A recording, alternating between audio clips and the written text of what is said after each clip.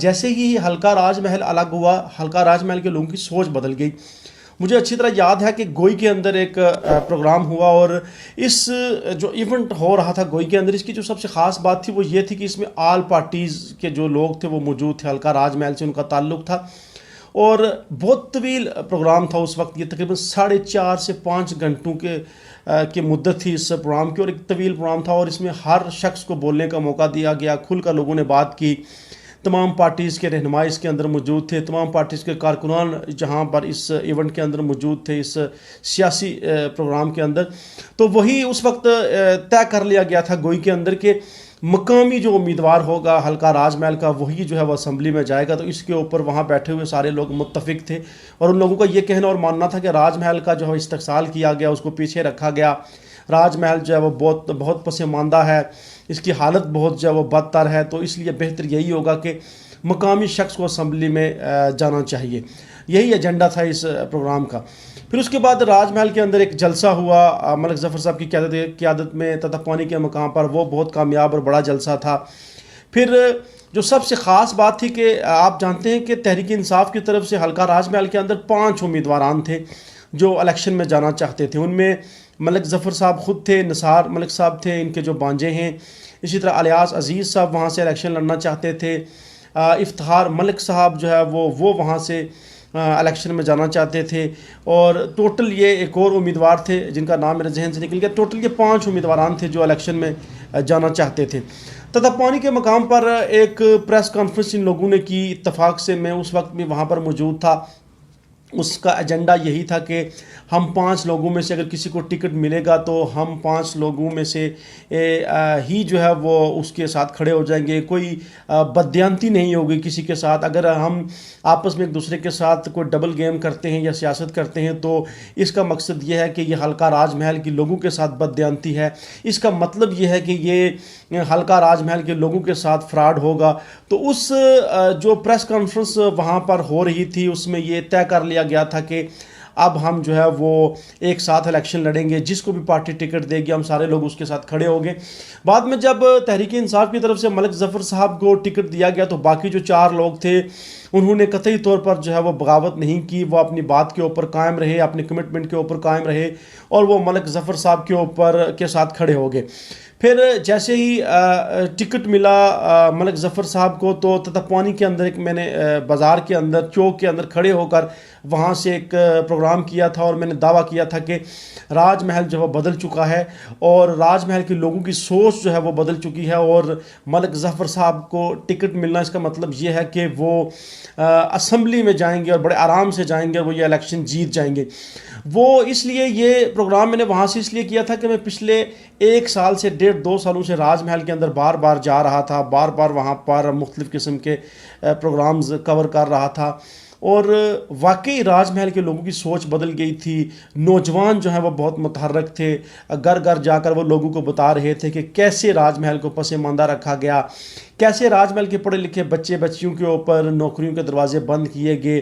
तो अब इसका हल क्या है? इसका हल यही है कि राजमहल का बेटा जो है वो मकामी कोई भी फ़र्द जो है वो असम्बली में जाएगा तो इनकलाब आ जाएगा।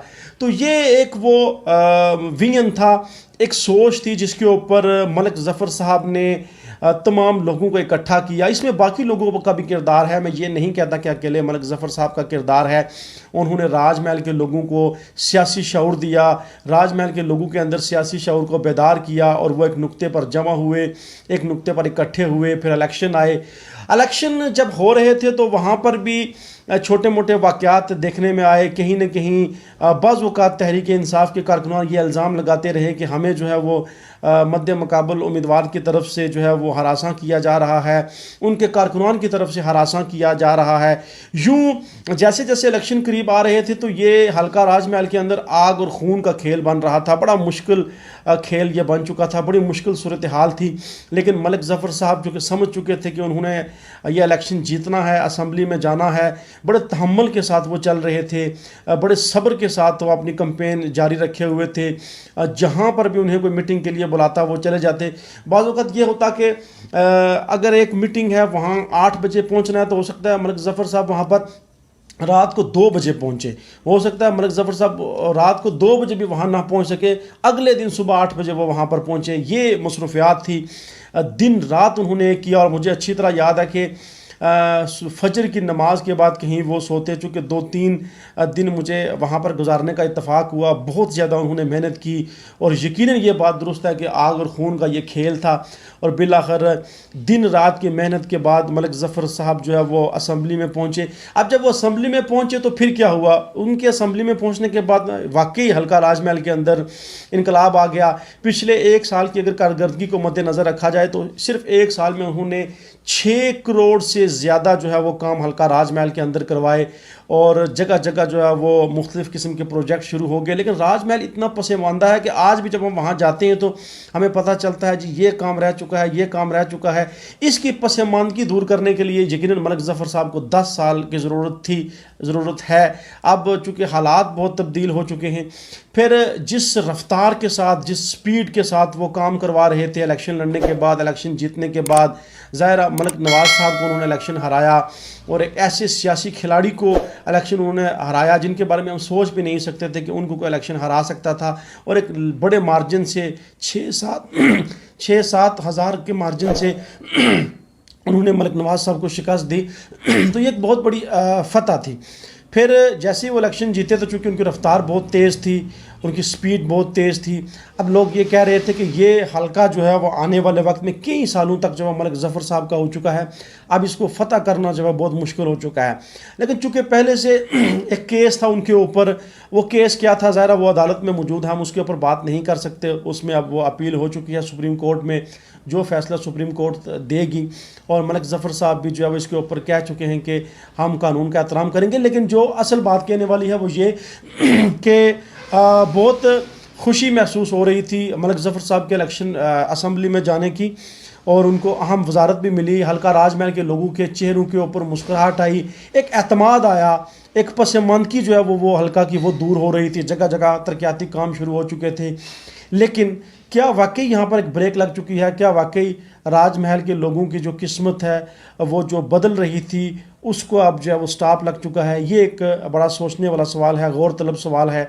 अब हमें इंतज़ार है कि सुप्रीम कोर्ट में जब अपील होगी तो उसके बाद सुप्रीम कोर्ट का क्या फ़ैसला होगा।